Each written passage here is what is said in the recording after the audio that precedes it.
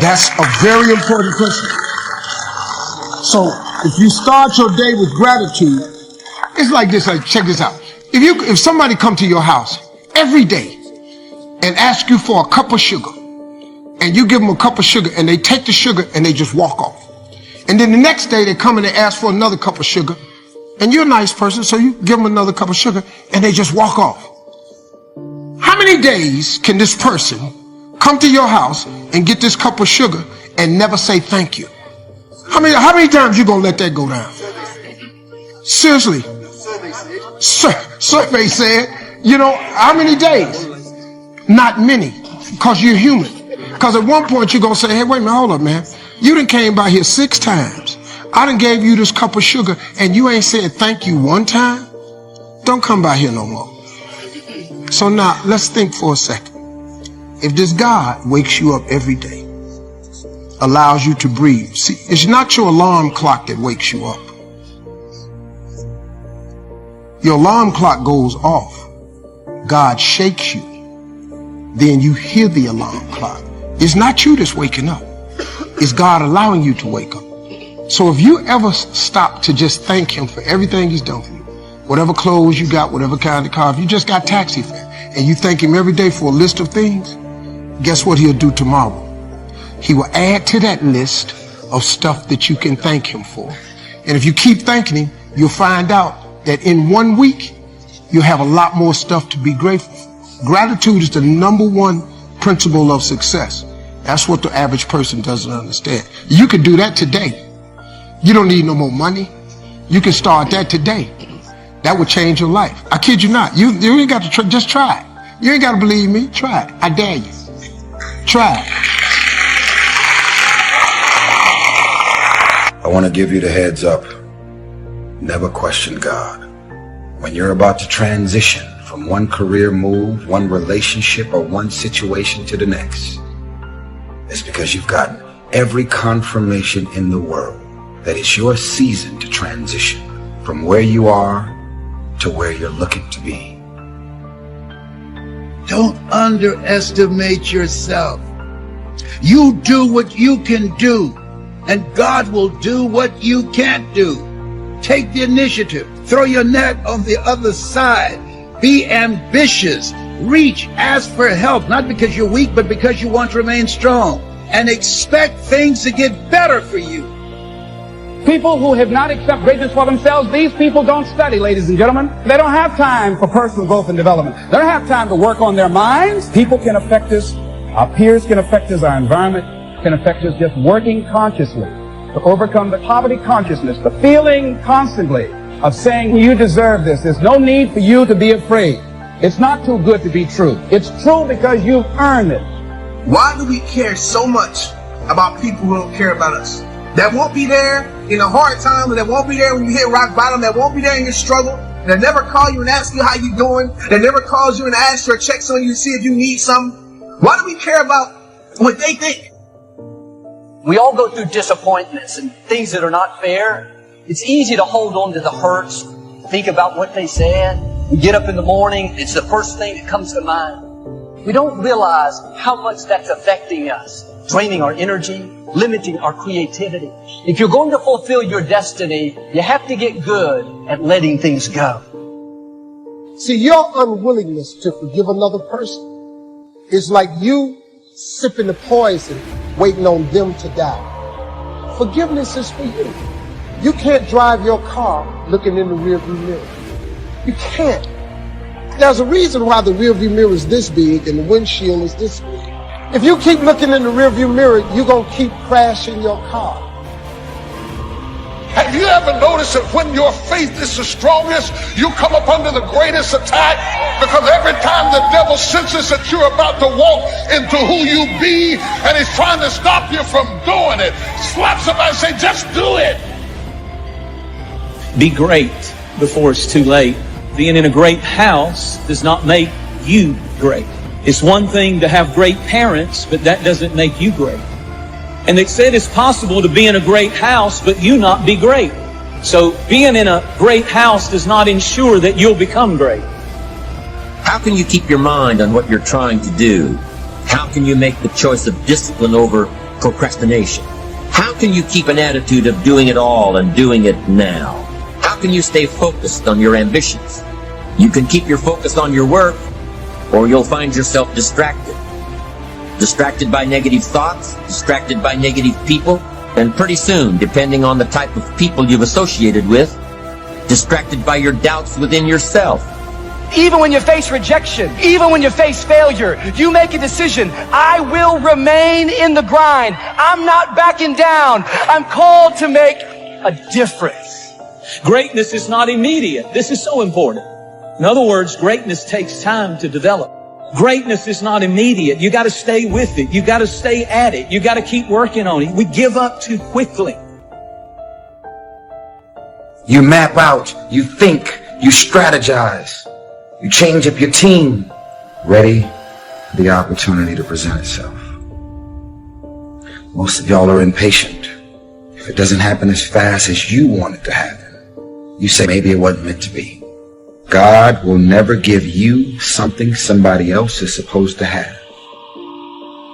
I want you to write this down. There are two powers in life that every one of us have to deal with every day, that you can never control or stop.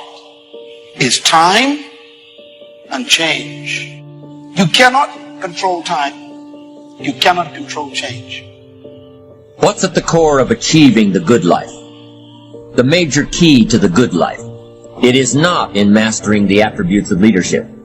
Every day in 1,000 different ways, we are trying to improve ourselves by learning how to do things. We spend a lifetime gathering knowledge in classrooms and in experiences.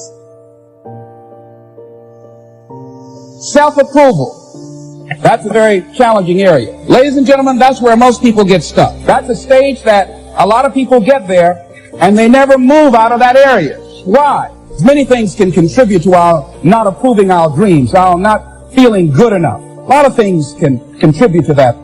Many of us never live up to our potential or don't approve ourselves because we never had anybody to believe in us. And because your doing doesn't come from the deeper place of being, it hasn't worked for you. If you're trying to find out who you are by doing things, you will never find out who you are by doing. You'll have to start with being, because the difference between the two determines the direction of your destiny. I need to embrace the suffering.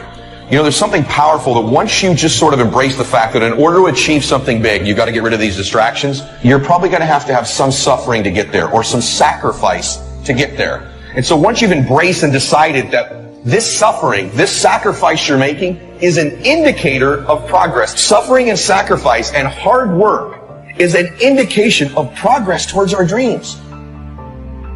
If you're still wounded over a position you lost, you'll go to that new company, defensive, not friendly. You're treating them based on what you've been through, but they had nothing to do with it. It's much more freeing when you learn to let things go. God will be your vindicator. He'll take care of who did you wrong. It's not your job to pay people back. They hurt you once. Don't let them continue to hurt you by holding on to it. Found economics, found future, found promise, and if I can do it, you. So, start setting your goals and see if you can't get a better excitement going for the things you want to accomplish for the future. One of the major reasons for setting goals is for what they make of it in achieving. My teacher advised me when I first got started at age 25, he said, "Jim, why don't you set a goal to become a millionaire? I'm here to help you." And he said, "Here's why. For what it will make of you to achieve." I'm telling you, that statement changed my life. Set the kind of goals that will make something of you to achieve. He said, now, once you become a millionaire, what's important is not the money. It isn't important. He said, you could just give the money away. Now, I did better than that. I lost it all. By the time I was 31, I was a millionaire. By the time I was 33, I was broke. But when I lost all my money, guess what? I found out Mr. Schoaf was right. What was valuable was not the money. What was valuable was what I became to earn the money. The skills I had, the knowledge I had about the marketplace, the values that I had going for me. They were more valuable than the money. Here's an important statement to remember. It's not what you get that makes you valuable. It's what you become. So part of the key here is to set the kind of goals that will make something of you. Don't set them too low so that you don't have to grow and you don't have to read and you don't have to try and you don't have to stretch. Don't set them too low. And then don't sell out.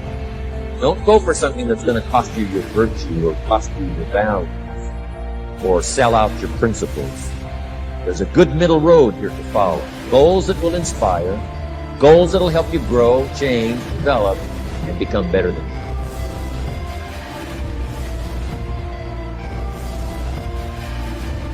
High performers are not dissatisfied strivers. They're not. They're happy. High performers are happier than their peers. We all believe that to get the top, it's going to be lonely at the top, and we all believe you have to grind and kill yourself to get there. And that's completely wrong, and the data proves it worldwide, which is, I think, just overcoming a lot of people's biases about how you work today, because right now, especially today, like, grind on social media is so popular. Or hustle. And by the way, none of the top 15% of high performers worldwide identify with those words. They literally don't. We asked them, we did a whole keyword analysis. Yep. This was actually pretty cool. And high performers explicitly say, these are 3 driving feelings. We said there was a high performance state. Mm-hmm. It's driven from these 3 things. Number 1, full engagement. Yes. Number 2, joy. Yes. And number 3, confidence. Yes. That's what they relate with. Okay? That's where it's coming from. It's a joyous journey, not a dissatisfied one. And I had this conversation in the book because I'll kind of maybe frame it this way. Each of these chapters opens with a vignette of somebody I worked with or a situation that I was in that demonstrated high performance. In this particular situation, I'm walking on a stage, thousands of people, after a very famous musician was out there and was telling the audience that person's secret to success. Remember, thousands of people. Yes. Their secret to that person, their whole speech, their secret to success was never settle. Never settle. Nothing is enough. Never settle. And never be satisfied. Never be satisfied. Always demand more. And I'm like, my second slide, which was going to be on Jumbotrons in like 80-point text, was strive satisfied. I'm like, I'm going to have to dispel this for all these thousands of people. I was totally freaked out. Yeah. But what I had to explain to people was not only the data, but it's this. If you're never satisfied, I mean, is it true that life is precious? If it's true that life is precious, and you could be gone tomorrow, do you really want to think, you know what, I just never felt fulfilled? I never allowed myself to have a moment of credit. I never allowed myself to have a moment of peace. I never allowed myself to look at that and say, good job. That's not the way to live life. I think just at a spiritual level, it's a bad move. And this book doesn't really go into a lot of that. It's more about the science and the heart stuff. But I think it's really important that people realize your job is to strive satisfied. And if you strive satisfied more often, you will be more of a high performer. And if you never give yourself credit, you're always beating up on yourself, you're always thinking that's not perfect enough,